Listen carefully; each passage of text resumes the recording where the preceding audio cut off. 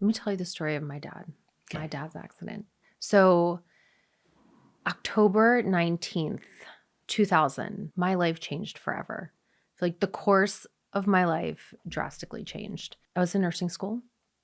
And I remember that night I had gone out with some of the girls I was in school with, and we went to see a concert. And when I came home, I was upstairs getting ready to go to bed, and I had moved back home because my dad and my parents had split, and my dad wanted to keep the house that we grew up in. It was like a, I don't know, like a 4,500 square foot house. It was huge. And he's like, I just need someone to be here, to help out a little bit. And I was like, it's fine. Like my dad was never one for rules. So I'm upstairs changing, and he had a friend of his staying with us. And his friend came up to my bedroom, which he would never came upstairs, and his eyes were red. And he said, Tina, your father's been in a car accident. They took him by helicopter to shock trauma. And immediately I knew that this was not good. You don't just get a helicopter ride to shock trauma. There's so many hospitals, great hospitals in Baltimore. And that's where he ended up.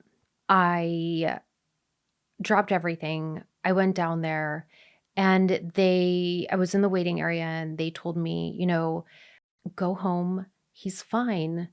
We're just going to be running some tests, and you'll be able to pick him up in the morning. So I was like, okay, I wasn't expecting that, but that's excellent news. Yeah. Great. So my younger sister was staying with us that evening, and I woke her up that morning, and I tell her what happened. And I said, I'm going to go pick up Dad from the hospital.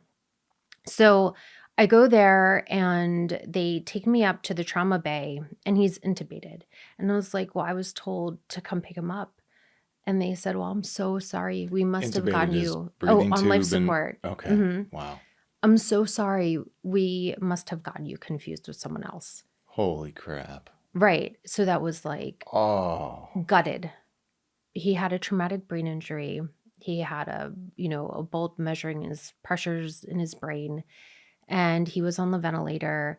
And I just, lost it because it was just not what I was expecting. And I spent the day there, and that night when I got home, it was dark, and my dad's lawyer was somehow inside my house, just sitting in the living room. I turned on the lights, and he was like, Tina, we have to talk. And he's like, there's some things you probably don't know about your father. And he was involved in some pretty shady business. I think you have a lot of money and drugs in this house somewhere. Oh my gosh. And you need to make sure you keep your doors and your windows and everything locked, and don't trust anyone. So 2 days, your life is everything you knew. Upside down. Wow. Upside down. Yeah. So I'm like, I call a couple of my friends, and I'm like, guys, I think all the money that I'm going to have to, finish paying this house off with is hidden somewhere in this house, like in the form of cocaine, not like it's marijuana. And here I'm in nursing school. I'm like, what am I going to do if I find... It can't just be mushrooms or something. No. What am I going to do if I find this? Like, I have to sell it? I can't do that. And anyway, I don't know. I found all kinds of crazy stuff. But, you did? But not, like kilos of white powder. Maybe the lawyer got to it before he told you to look I have for it. no idea. I mean, my dad had such an array of shady friends. He asked my sister and I if we wanted to go watch a commercial being filmed. And we go to this like, what is like a commercial like warehouse lot. And it was a guy and a girl on a couch. I was probably like 15 or 16 at the time. So my sister's 5 years younger than me. And there's like a fake plant in the background, a couch, and kind of like a green screen or something. It was just very plain looking. Yeah, I don't like and where this then is going. they're eating pizza. And then all of a sudden the clothes start coming off. Oh, and my boy. sister and I get shuffled out of the room. And in hindsight, I'm like, my dad took us to watch getting filmed. Oh my gosh. Like, did he think this was just like a fun activity to do for the day? Like, Maybe why he didn't thought he it was just leave us at hilarious. home? We're old enough. Oh my gosh. Oh my God. I know. And I mean, I always had a suspicion. What made you suspicious?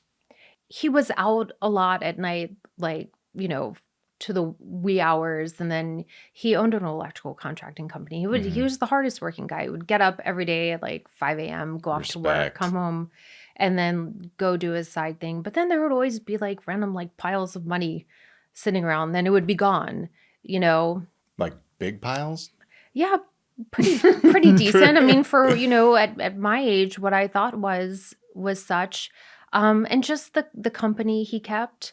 And then it just got crazier once my parents divorced. As far as the activities he was participating in? Yeah. What did the company he kept feel like? Did they act weird? What made you suspicious of them? Well, you know, they're mostly Israeli. They all own their own businesses for the most part, but they're, I don't know. Intuition. Yeah, intuition. And just then once my parents split, you know, there would always be a lot of like younger Eastern European women hanging around, like not much older than me, or at least what I felt. And it was not a good vibe. I hated it. Do you know what kind of business he was involved in? Not electrical, but the crime. It sounds like organized crime. Yeah, right? yeah. I mean, I would assume so. Two of his friends were deported back to Israel. My uncle was deported back. I don't know. I don't want to know. Yeah. You know, yeah. I just like, it's really hard because he's dead now. I memorialized him in such a high way, but I mean, he was a very flawed man. That was so hard. And I mean, that really just shaped, because, you know, to just go and one day have the rug ripped out from under you. That's so crazy, especially when you think you're picking him up and then it's like, oh no, he's probably not going to make it.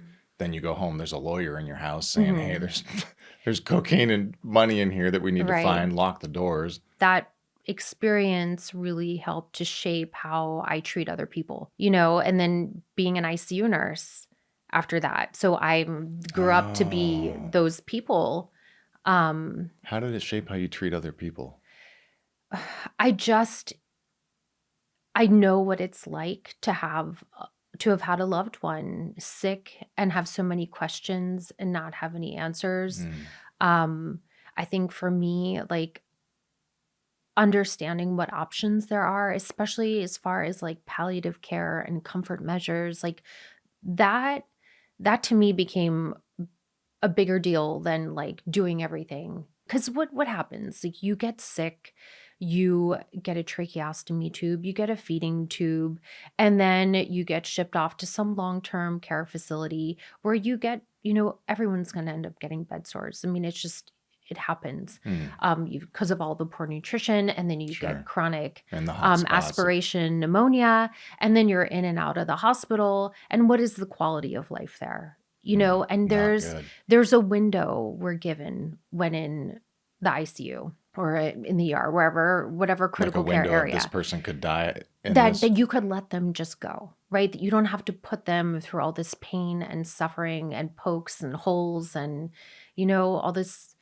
torture and medication. Do you present that to the family, or does the doctor make that call? Well, the doctor gets to make that call, but as the bedside nurse, you know, I get to suss out and you know, have conversations. Well, what would they have wanted? Because people, they're so traumatized. Yeah, you're not ready to have that conversation. Like, what would your loved one and you've have literally wanted? been in that position, so you can help. Oh wow.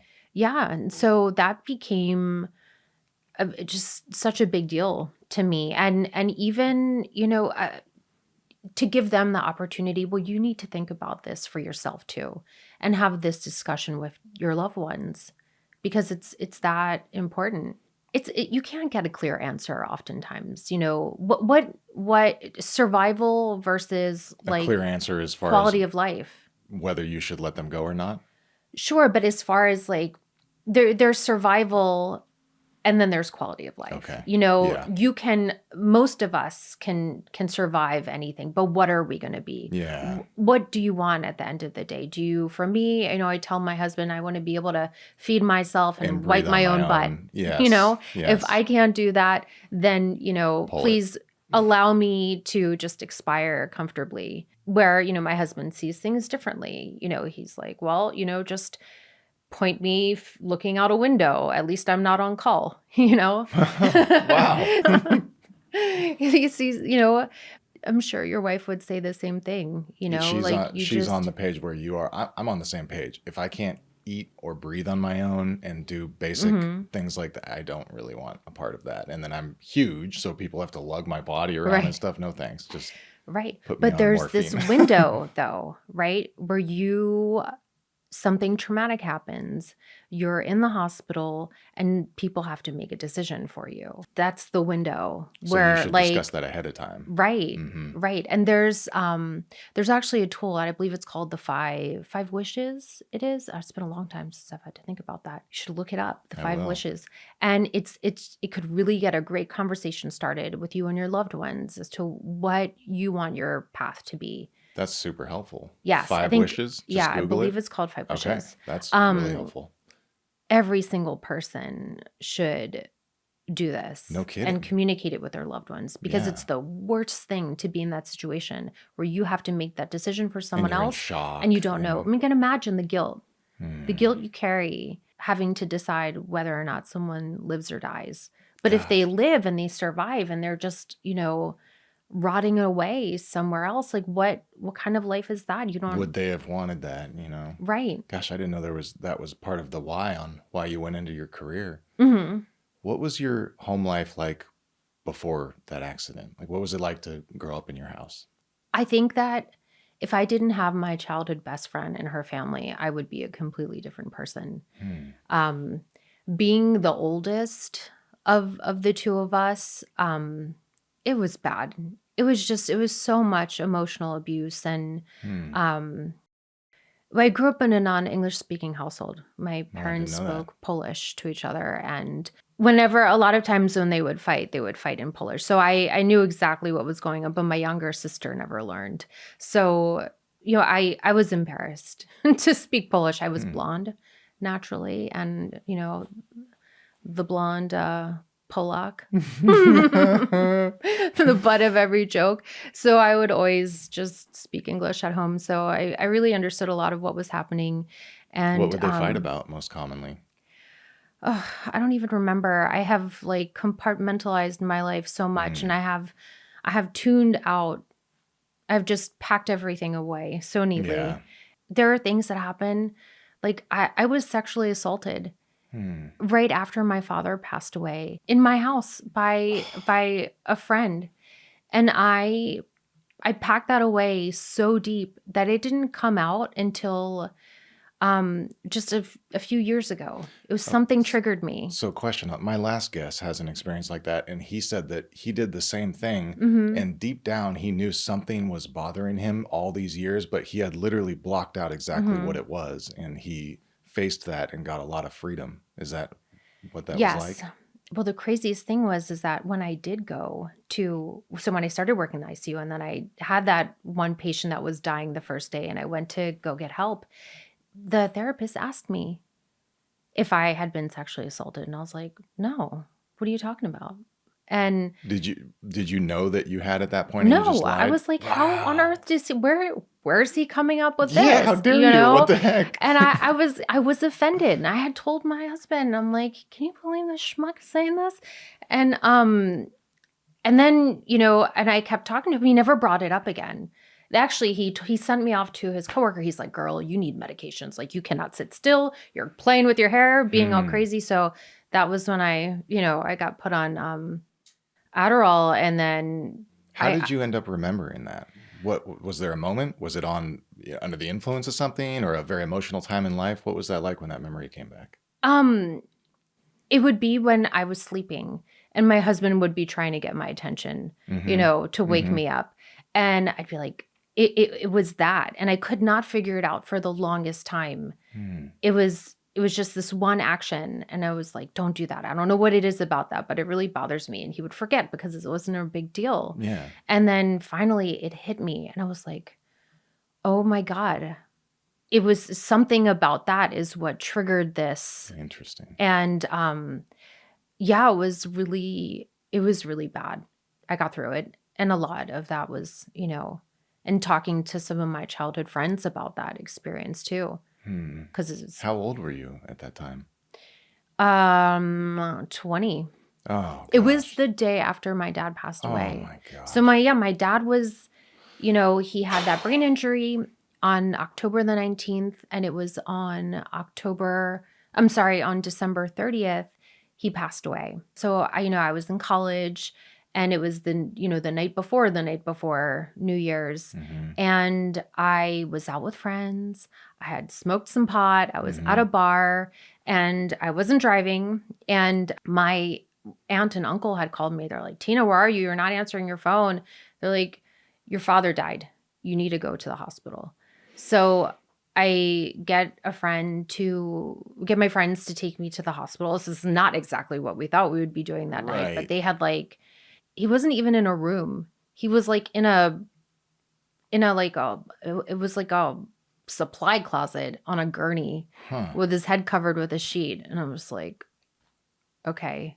Wow. I mean, I felt relieved, honestly, at that time, because I knew he would never have wanted to live that way. But my younger sister was really adamant that we do everything, because with a brain injury, you never know. Right. You read these stories about people waking up down the line, but he was hemiplegic. So one half of his body wasn't moving. So even if he did wake up, he wouldn't have that half. He wouldn't be, my dad played tennis all the time. He loved dancing. He was a party animal. He was a fun guy.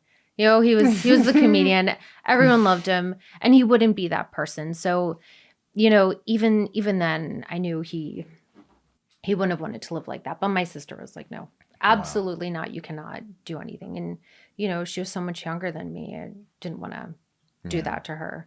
But I live with a lot of guilt. I think now, like, wow, he lived for 2.5 months.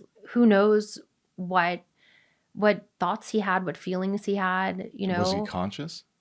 His eyes were open, but, it would always be a question of whether or not he was tracking. Yeah. I felt like he wasn't.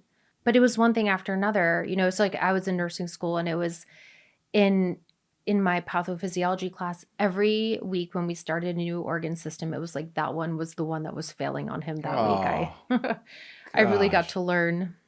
And then he finally passes, and you go home and get sexually assaulted. Yeah. That's the next day. Really messed up. Yeah. What did that do to you mentally? Just that whole thing. Your dad abruptly dying, the sexual assault, you're in school, recently on medication. That's recipe for a psychological break almost. Yeah, but somehow I got through it because I knew that's incredible. that no matter what, if I just get through this, if I finish school, I pass my boards and get my nursing license, like, I will be fine, right? I will have a job. I don't have to worry about anything, and I will have my freedom. And I just had to suck it up for 2 years at that point. That's how much I had left. And I did it. And I remember the night that I graduated, I looking up at my ceiling and I cried. And I know that your child being born is supposed to be the best day of your life, but that was the best day of my life because I knew no matter what, you're gonna be okay. I was going to be okay. I was going to have a career. I was going to be able to survive. I was not going to have to depend on anyone. And that was everything. So you had to basically suppress those emotions for 2 years. Those don't go anywhere. Did that take a physical toll at all? Suppressing those emotions? What was Absolutely. That? So, I had been told forever that I had, ADHD. Well, that's when I started getting Ritalin and Adderall from people. And then I even over the counter? yeah. I mean, even cocaine, I would get it here and there. I'd crank out my papers. My grades went up.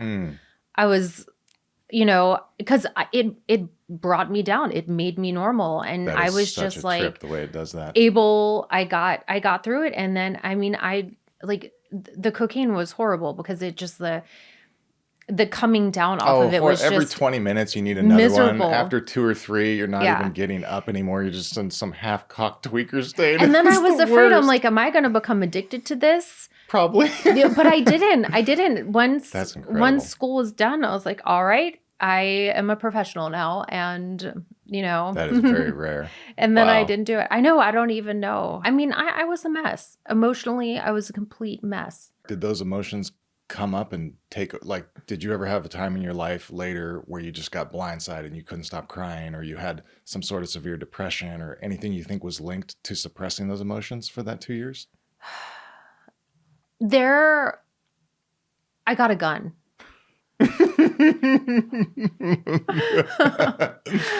I took a gun safety class and I had this gun, and my family, they're like, you're so crazy. Like, Jews don't have guns. You know? And so I had it, and then this came up. And the gun started like calling to me. And it was like, pick me up. Yeah. Just put it to your head. And I'm like, why am I thinking this? What is wrong with me? Like, this is just like, it became obsessive.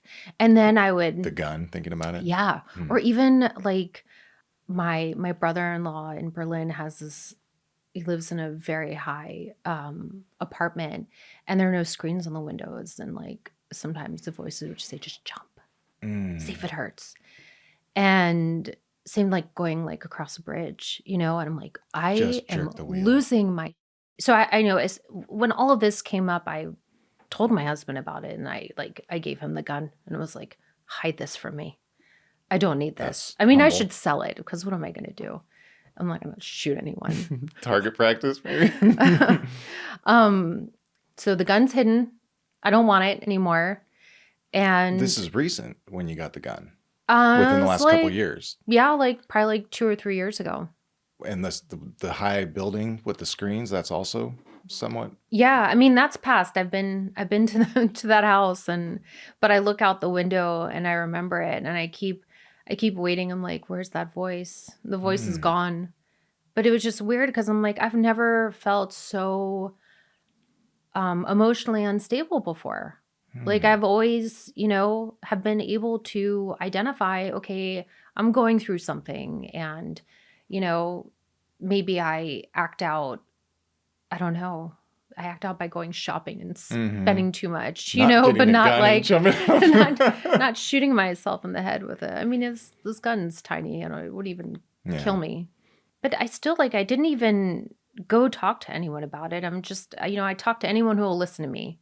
But for some reason, I just have something against interviewing a therapist and finding someone, or just having to talk. I don't want to talk about all this. I mean, I'm here talking now because I'm hoping it'll help someone. For sure it will. 100%. But to work through my own stuff, I feel like I get along fine.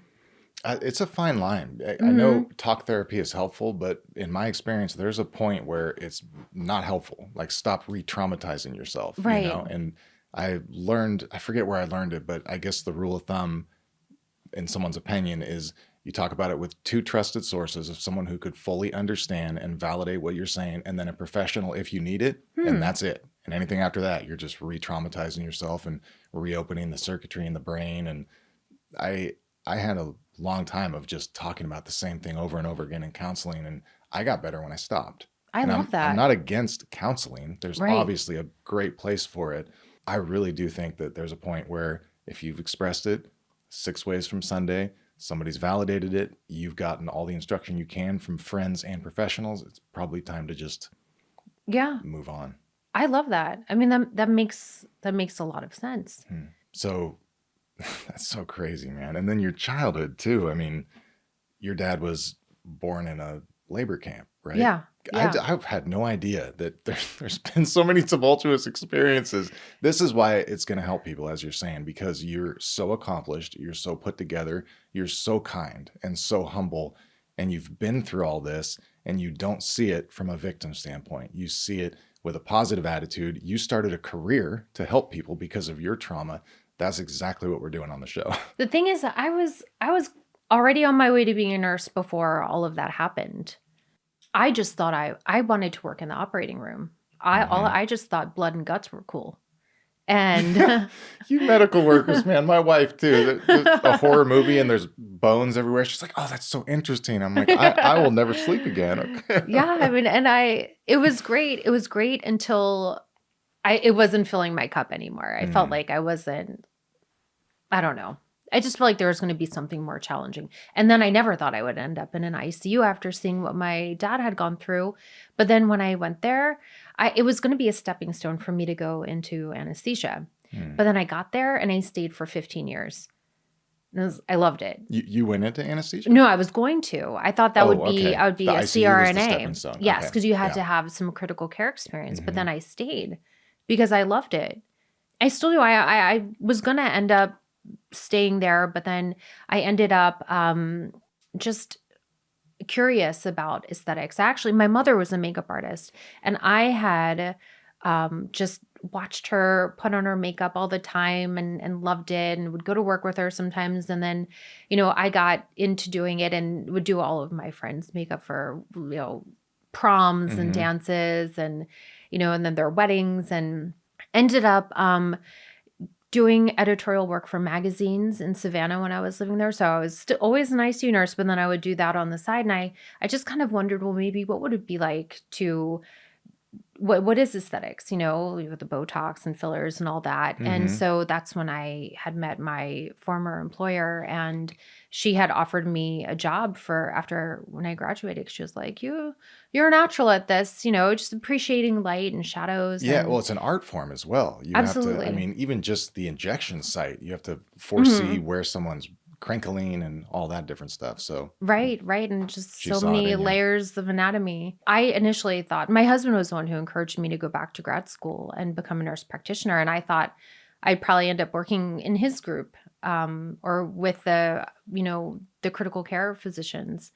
But then I love this. This is what I'm doing now, is where I'm meant to be. What's next for you? What are you most excited about? I'm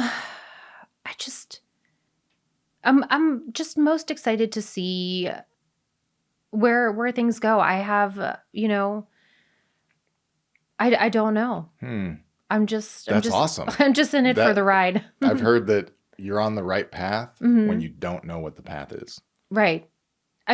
Sounds like that's where you're at. Things have unfolded the way that they have. Every paycheck I get, I kind of plan some investment in my education. And that seems to be what's steering me career-wise. I have a lot on my agenda that I'd like to accomplish this year as far as that goes. And then, just trips, as the kids are older, that's the huge thing too, just seeing more of the world. We've spent a lot of time going back to Europe because of our families. So now we're trying to do something in addition to that every year too. And as my husband is, he's getting older, he's like really starting to realize and prioritize, work isn't everything. He's someone who has just given 110% to his career. He works so much. And he's had a couple of coworkers who've gotten sick lately. I think he's realizing, I need to re-examine my priorities, That's cool for both you guys. So neither one of you know where it's going. Well, yeah. Thank you for sharing all that. It is absolutely going to help people. That is absolutely what we're doing on the show. That felt really good to unload all that. That's awesome. Well, it's going to feel good for a lot of people to hear it that would think, I've never shared that with anyone. She's been through that. I would have never known. And it will cause everyone to be kinder. That's what we're doing here. Well, good. Yeah. I hope my story can help someone else. Hey guys, thanks for watching. If you enjoyed, leave a comment. Show these guests some support. What part impacted you the most so we can make them feel really good. These are real stories and raw emotions. Thank you.